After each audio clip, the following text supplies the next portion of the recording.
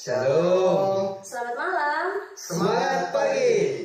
Iya, bersyukur karena kita boleh diberikan kesempatan oleh Yang Maha Kuasa untuk diperkumpulkan kembali dalam ibadah PPGT Landraki Biringkanaya pada saat ini. Walaupun itu hanya melalui tayangan YouTube dan berbeda dari yang biasanya kita lakukan setiap saatnya. Namun, kita percaya bahwa Tuhan yang tetap kita muliakan.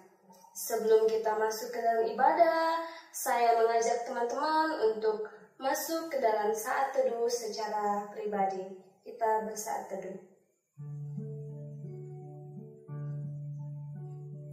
Mari bersyukur untuk setiap napas kehidupan yang Tuhan berikan kepada kita setiap hari. Mari bersyukur untuk keluarga, teman, serta setiap orang yang ada di sekeliling kita. Dan mari bersyukur untuk kehidupan yang Tuhan Yesus senantiasa percayakan kepada kita. Amin.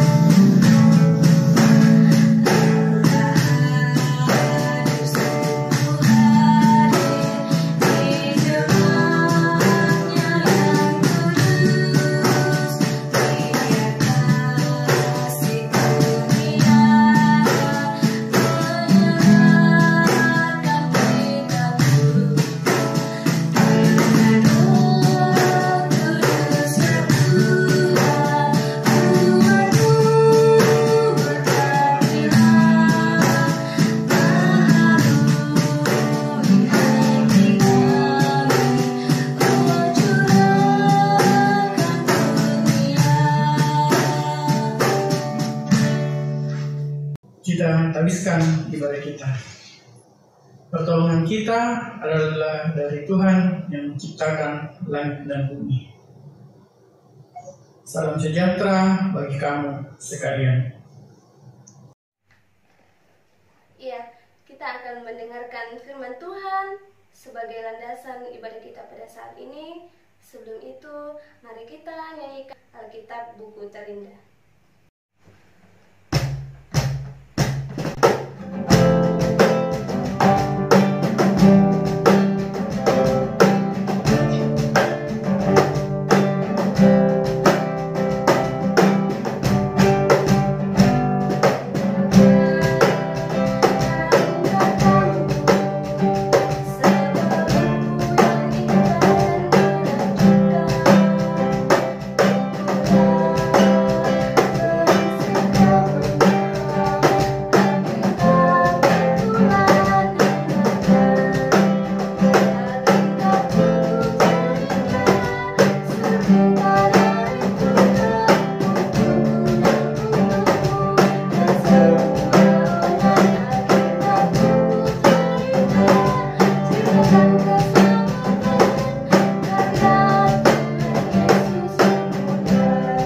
Mari kita siapkan pembacaan kita pada hari ini yang terambil dari kitab Perjanjian Baru 1 Petrus 4 pada ayat 12 sampai 19.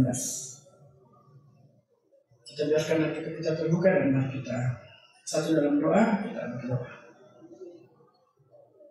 Bapa, pada saat ini kami anak-anak-Mu rindu untuk membaca dan merenungkan firman. Biarlah Tuhan boleh memberkati kami, melayakkan kami untuk membaca dan merenungkan firman ini. Bersabdalah Tuhan kepada kami, sebab kami anak-anak-Mu sudah siap mendengar. Di dalam Kristus Yesus, kami berdoa kepada Bapa di surga. Amin. Firman Tuhan dari 1 Petrus 4 ayat 12 sampai ayat 19 berbunyi demikian: menderita sebagai Kristen. Saudara-saudara yang kekasih, janganlah kamu heran akan nyala api siksaan yang datang kepadamu sebagai ujian, seolah-olah ada sesuatu yang luar biasa terjadi atas kamu. Sebaliknya, bersukacitalah sesuai dengan bagian yang kamu dapat dalam penderitaan Kristus, supaya kamu juga boleh bergembira dan bersukacita pada waktu Ia menyatakan kemuliaannya. Berbahagialah kamu jika kamu dinista karena nama Kristus, sebab roh kemuliaan, yaitu roh Allah, ada padamu. Janganlah ada di antara kamu yang harus menderita sebagai pembunuh, atau pencuri, atau penjahat, atau pengacau. Tetapi jika ia menderita sebagai orang Kristen, maka janganlah ia malu, melainkan hendaklah ia memuliakan Allah dalam nama Kristus itu. Karena sekarang telah tiba saatnya penghakiman dimulai, dan pada rumah Allah sendiri yang harus pertama-tama dihakimi. Dan jika penghakiman itu dimulai pada kita, bagaimanakah kesudahannya dengan mereka yang tidak percaya pada Injil Allah? Dan jika orang-orang benar hampir-hampir tidak diselamatkan, apakah yang akan terjadi dengan orang fasik dan orang berdosa? Karena itu, baiklah juga mereka yang harus menderita karena kehendak Allah menyerahkan jiwanya dengan selalu berbuat baik kepada Pencipta yang setia. Amin. Ya, sekarang kita akan merenungkan firman yang kita sudah baca tadi di bawah satu tema bersukacita di dalam penderitaan. Mungkin kita bertanya, apanya penderitaan yang akan kita sukacitakan? Penderitaan yang disukacitakan adalah penderitaan di dalam mengikut Tuhan Yesus. Teman-teman, tidak semua penderitaan itu berasal dari Tuhan atau atas kehendak Tuhan. Dalam artian seperti ini, ada hal-hal yang memang itu berasal dari kita. Contohnya, kalau kita suka begadang, tidak menjaga kesehatan, lalu kita sakit, kita tidak bisa mengatakan bahwa ini adalah penderitaan yang berasal dari Tuhan. Itu satu. Yang kedua, contohnya, kalau kita naik motor terus sudah begadang di jalan, balap-balap, kita kecelakaan, entah kita terjatuh atau tabrakan, lalu kita mengatakan bahwa saya menderita karena Tuhan. Tidak, bukan penderitaan seperti itu. Penderitaan yang kita maksud, yang kita sukacitakan adalah penderitaan karena kita mengikut Kristus. Apa yang Tuhan inginkan dalam kehidupan kita, itu yang kita ikuti. Itu yang kita maksud dengan menderita di dalam Kristus. Kita bisa melihat di 1 Petrus 4 ayat 1. Dikatakan, jadi karena Kristus telah menderita penderitaan badani, maupun harus juga mempersenjatai dirimu dengan pikiran yang demikian. Di sini jelas dikatakan, ya, sekali lagi saya baca sebelum kita lanjutkan. Jadi, karena Kristus telah menderita penderitaan badani, Kristus pun menderita penderitaan badani. Kamu pun harus mempersenjatai dirimu dengan pikiran yang demikian. Karena barang siapa telah menderita penderitaan badani, ia telah berhenti berbuat dosa. Nah, Kristus itu memberikan bukti kepada kita. Kematiannya di atas kayu salib itu adalah penderitaan. Peristiwa-peristiwa di masa menjelang Paskah, itu adalah penderitaan yang Kristus lalui, penderitaan badannya. Dan dia tidak menyangkal kita di hadapan Bapa. Lalu bagaimana dengan kita saat kita mengalami penderitaan? Apakah kita berani menunjukkan identitas kita bahwa kita adalah seorang Kristen sejati? Contohnya, Kristus menyuruh kita, kalau ia katakan ya, kalau tidak katakan tidak.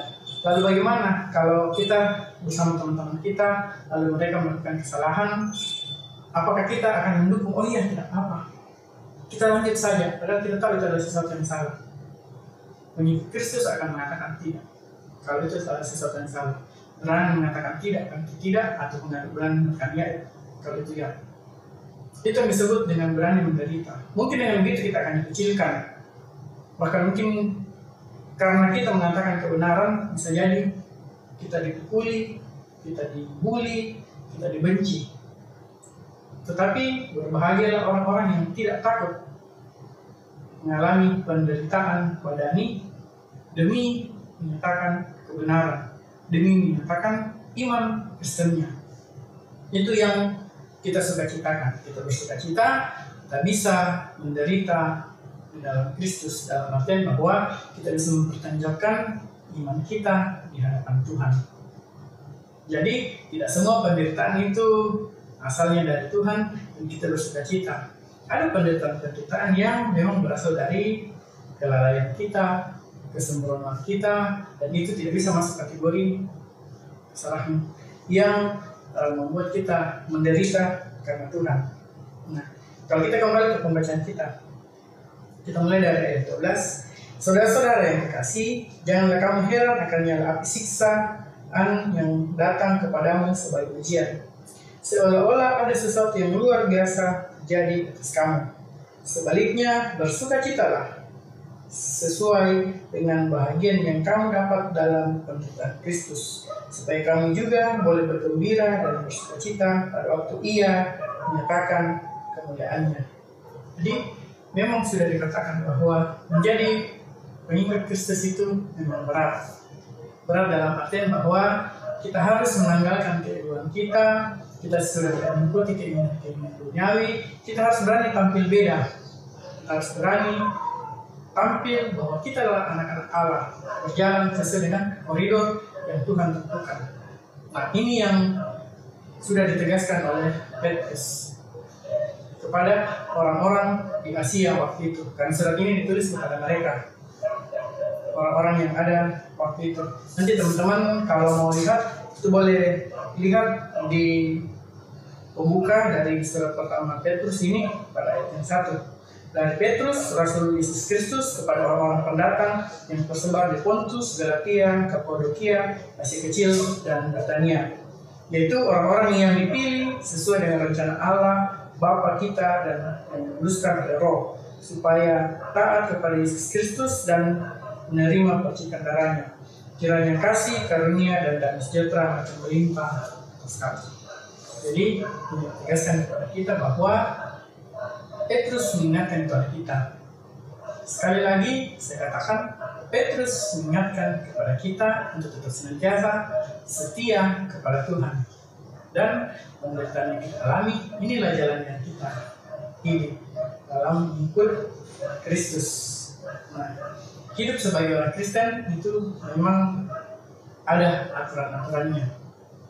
Ada rule yang Tuhan sudah tetapkan. Ada jalur yang akan kita lalui. Ya, walaupun jalur itu mungkin ada modusnya, ada batu-batunya, ada jalan bergelombangnya, dan itulah kehidupan yang kita lalui. Dan kita bersukacita atas semuanya itu. Nah, kalau kita lanjut lihat di pembacaan kita di ayat berikutnya, di ayatnya yang ke-14, berbahagialah kamu jika kamu dinista karena nama Kristus, sebab roh kemuliaan yaitu roh Allah ada padamu.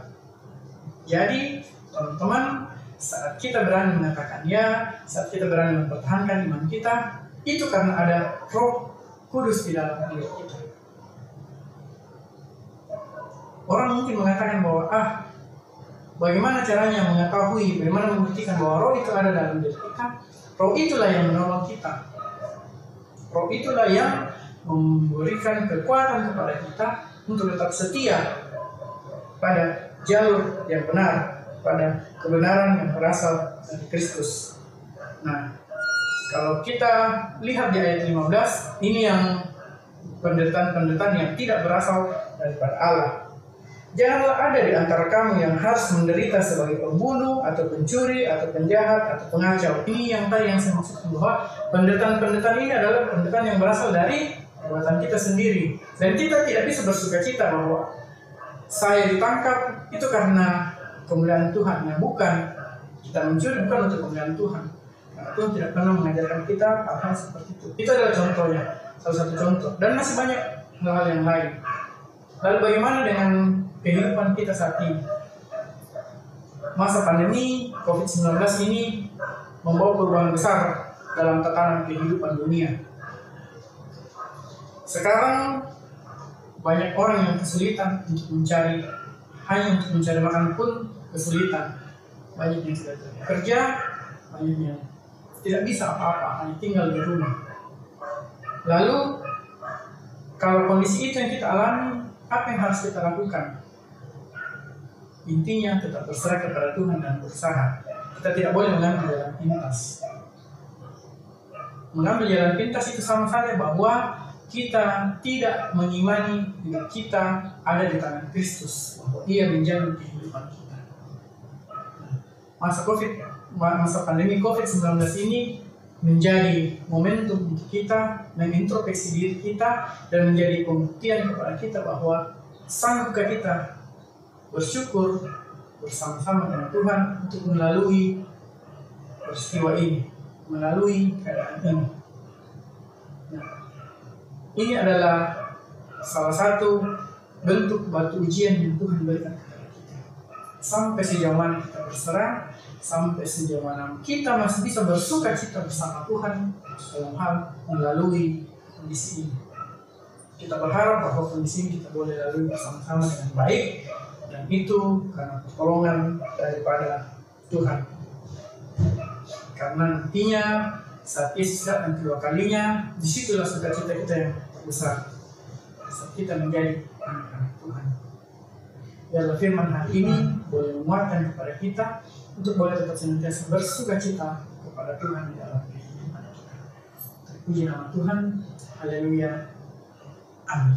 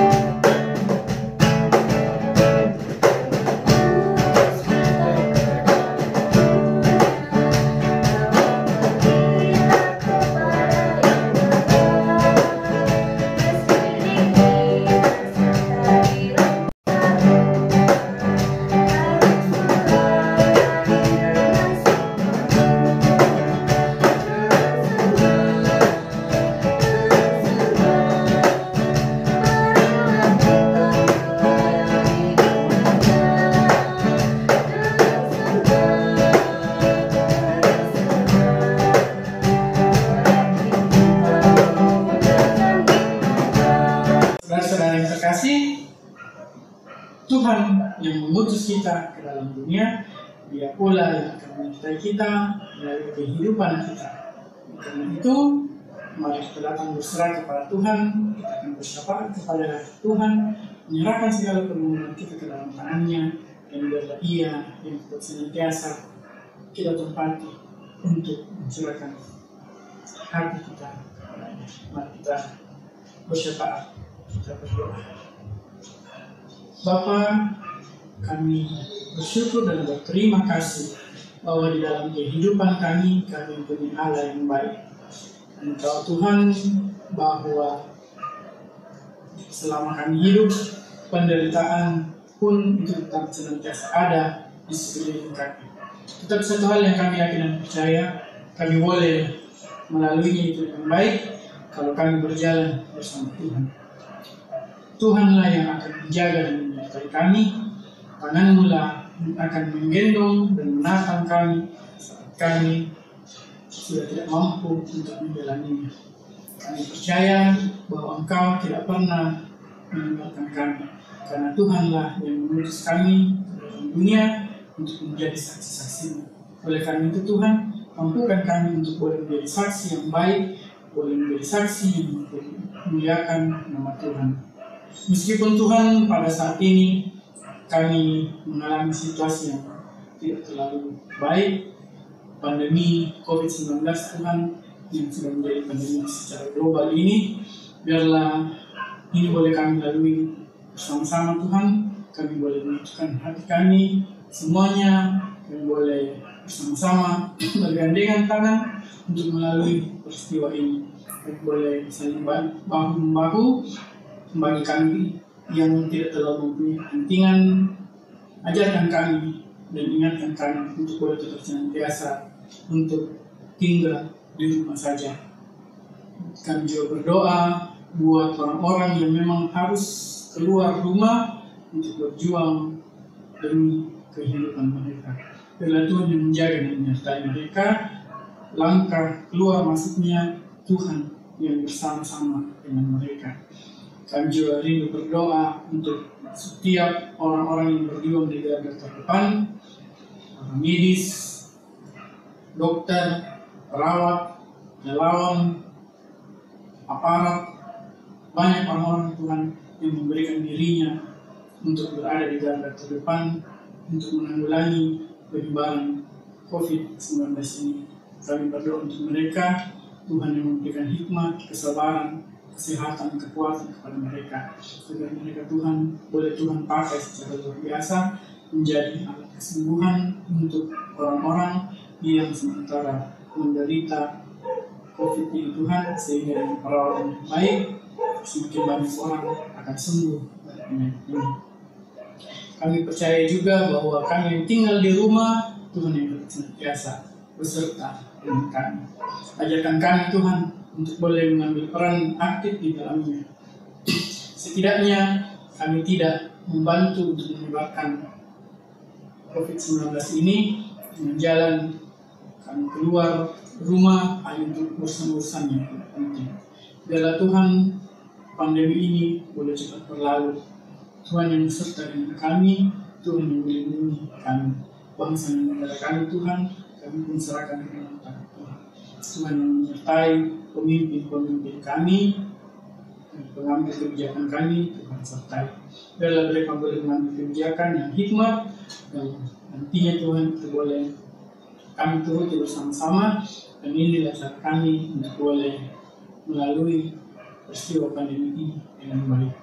Kami pun rindu berdoa Tuhan untuk program-program kerja kami, banyak program kerja yang tidak terlaksana, tetapi kami akan percaya Tuhan mengetahui kerinduan kami Tuhan untuk senantiasa setia di dalam ladang pelayanan Tuhan.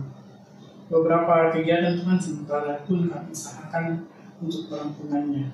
Kami berdoa untuk teman-teman kepanitiaan, seperti hanya kepanitiaan LKPD, memberkati mereka yang senantiasa mempersiapkan segala sesuatunya, sehingga Tuhan setelah masa pandemi ini berakhir, kami boleh menjalankan beberapa kegiatan-kegiatan nanti Tuhan yang boleh mendatangkan hormat dan kemuliaan bagi nama. Berdoa kepada pengurus, berikan mereka juga kesehatan, berikan mereka kesehatan Tuhan di dalam mengangkat pelayanan saat ini di masa-masa pandemi ini. Biarlah Tuhan yang tetap senantiasa memberkati gereja kami, di mana kami bertumbuh bersama-sama. Tuhan, ini doa kami, ini permohonan kami. Dalam Kristus Yesus, haleluya, amin. Karena Tuhan telah mengutus saya dan teman-teman ke dalam dunia ini, mari kita dengan senang, kita melayani sesama kita, dan mari kita menjadi pelita bagi yang gelap. Kita akhiri ibadah kita pada saat ini, dan kita mau nyanyikan pelengkap kidung jemaat 185, Tuhan mengutus kita, ayatnya yang kedua.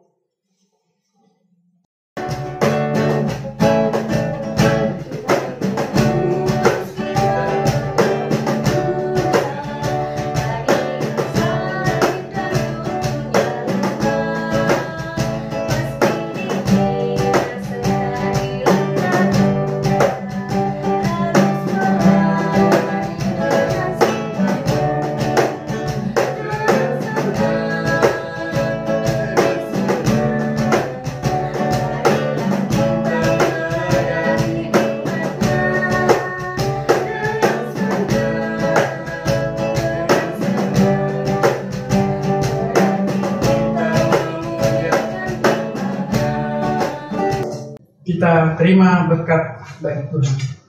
Kiranya Allah mengasihani kita dan memberkati kita. Kiranya Ia menyinari kita dengan wajah-Nya. Amin. Iya, demikianlah ibadah kita pada saat ini.